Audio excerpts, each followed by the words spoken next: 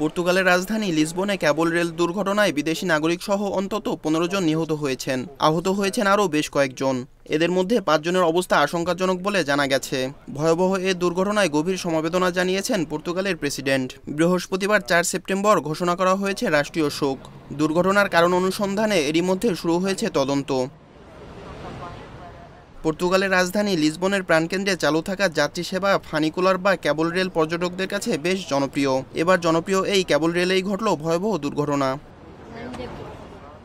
কর্তৃপক্ষ জানায় বুধবার স্থানীয় সময় সন্ধ্যা ৬টার দিকে একটি কেবল রেল দ্রুত গতিতে নিচে নামার সময় লাইনচ্যুত হয়ে পাশের একটি আবাসিক ভবনে ধাক্কা খায়। মুহূর্তেই ভেঙে চুরমার হয়ে যায় কেবল ট্রেনটি।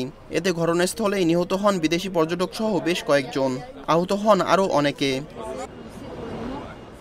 দুর্ঘটনার পরপরই ঘটনাস্থলে পৌঁছে উদ্ধার কাজ শুরু করে পুলিশ ও দমকল বাহিনী। এ সময় আহতদের উদ্ধার করে বিভিন্ন হাসপাতালে ভর্তি করা হয়। এদের মধ্যে কয়েকজনের অবস্থা আশঙ্কাজনক বলে জানা গেছে।